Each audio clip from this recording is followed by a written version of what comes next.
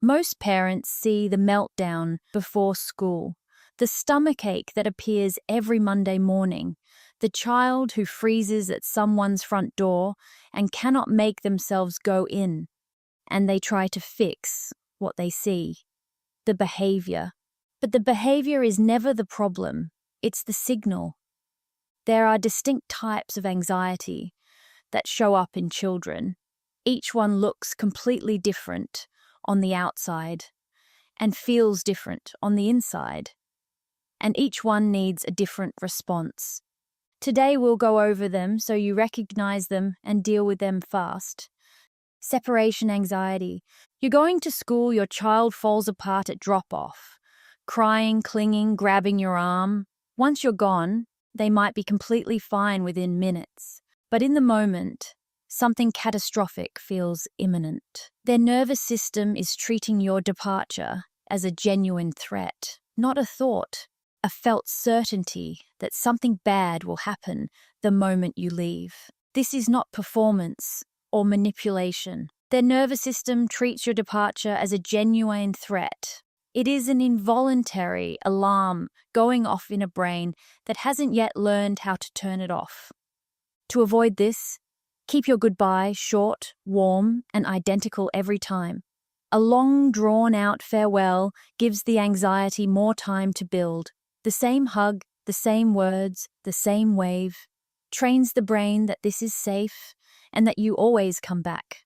The script matters more than the length. Anticipatory anxiety. The birthday party is on Saturday.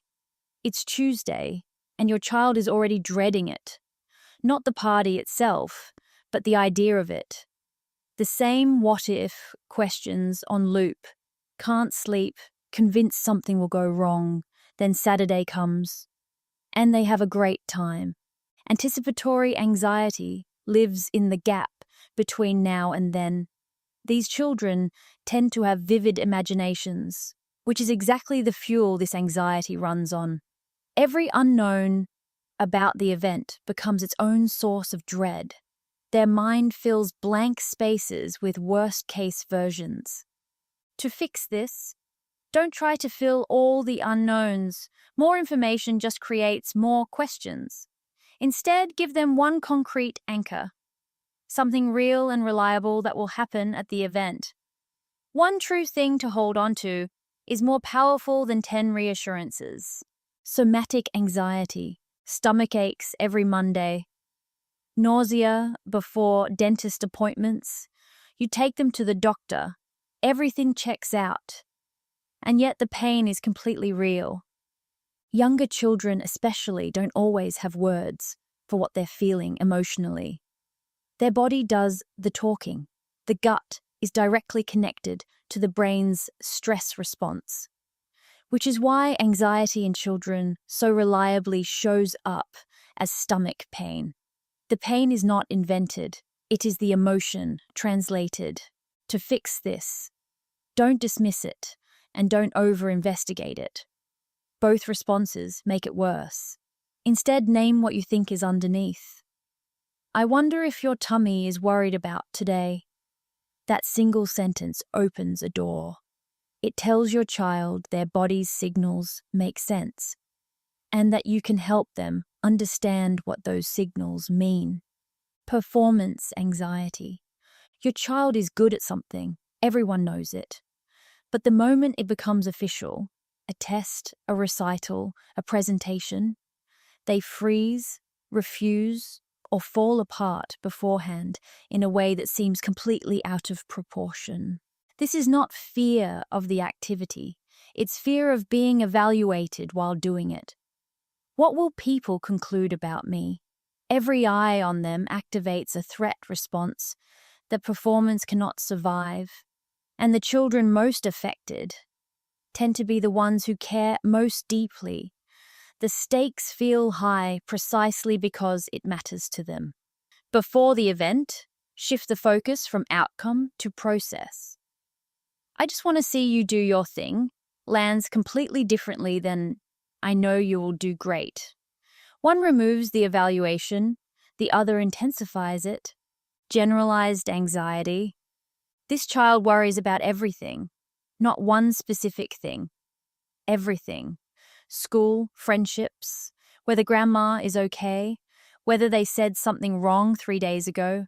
Solve one worry and another takes its place. They ask, "Are you sure?" more times than you can count. The brain's alarm system is calibrated too sensitive. Every uncertainty, no matter how small, trips the wire. These children seek reassurance not because they're being difficult, but because they're trying to borrow certainty from the people around them. Their brain doesn't produce it naturally. To fix this, reassurance works, but only for about 30 seconds. Because the problem isn't the specific worry. So instead of answering it, acknowledge the feeling. That sounds really uncomfortable to carry around. Then gently redirect. You are not dismissing them. You are refusing to feed the loop. Existential anxiety. Around age 6 or 7, your child discovers that people die, that you will die, that they will die. And for some children, this doesn't become a sad thought. It becomes a recurring terror, surfacing at bedtime, mid-dinner, out of nowhere, in the car. What happens when you're gone? What is nothing? Their brain has just encountered a real unsolvable problem for the first time, and it returns to it the way a tongue returns to a sore tooth. This is one of the most normal forms of anxiety in middle childhood, and one of the least talked about, because parents don't know what to say. To fix this, you don't need an answer, you need presence. "I don't know, and I'm going to be right here with you," is more powerful than any explanation. What your child is really asking underneath the question is, "Am I safe right now?" Answer that one. The cosmic question can wait. Acceptance will follow much later. Social anxiety, more than shyness. These children carry a running internal commentary on every social interaction. Did I say that right? Were they laughing at me? Do they actually like me? You can see it in their eyes. They won't raise their hand even when they know the answer. They come home and replay conversations, picking apart every word. They are not afraid of people. They are afraid of what people think of them. It becomes more visible around ages 8 to 12 as peer judgment becomes real and social comparison sharpens. The children parents miss most are those who seem fine on the surface, who have some friends, who can speak when spoken to. Social anxiety is extremely good at hiding. To fix this, don't push group situations as exposure. The anxiety needs to feel manageable before it can shrink. One low-stakes, one-on-one interaction with a known peer in a familiar setting is where confidence quietly builds. Groups come later. Specific phobia, dogs, needles, vomiting, loud noises, buttons. Some children quietly organize their entire day around avoiding one specific thing. The object triggers an immediate, total fear response before their brain has time to reason. What separates a phobia from a normal childhood fear is proportion and impairment. A typical fear of dogs means keeping distance. A phobia means refusing to go outside, scanning every environment in advance, unable to function if there is any chance of an encounter. And here is what makes it so confusing. The child knows it is irrational. The logic is completely present. It just does absolutely nothing. To fix this, don't explain and don't expose. Not yet. The first thing a phobia needs is for the child to feel understood rather than managed. I can see this feels really scary, even though I know you know it's safe. That sentence alone opens the space where real progress becomes possible. Perfectionism, anxiety. The drawing gets erased until the paper tears. The homework is rewritten 4 times. Your child refuses to try something new. not because they don't want to, but because they cannot tolerate the feeling of not being good at it yet. Activities get quietly dropped. The bar keeps rising. This is not high standards. It is the fear that anything less than perfect means something is fundamentally wrong with them, not with the work, with them. And here is what most parents don't realize. The praise feeds it. Every time someone says, "You're so smart," their brain files it. I must never be seen as anything less. To fix this, praise the effort specifically, not the result or the trait. I noticed how long you stayed with that, even when it got hard, targets the process. It tells the child their value doesn't depend on the outcome. Do this consistently, and you start dismantling the thing underneath. Transition anxiety, a new school year, a house move, a new sibling, a change in routine. For most children, transitions are challenging but manageable.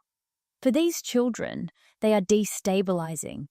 Even changes that seem positive, a birthday, can unravel them.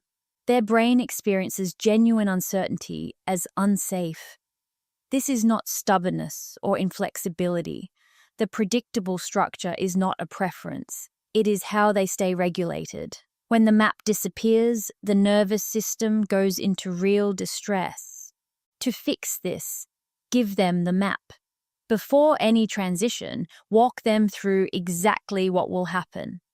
Not to remove all uncertainty, but to shrink it. A simple rundown, a visual schedule, even just, here's what the first 10 minutes will look like.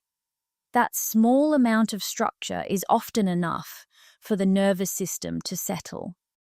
10 types, completely different experiences your child might be having while you're trying to make sense of what you're seeing on the outside. You don't need to fix everything today, but knowing which type you're dealing with means every response you give from here is more likely to actually help. If this gives you a clearer picture of what's happening inside your child, subscribe to Bloom Early. Every week, we go deeper into exactly this. Science-backed parenting made simple.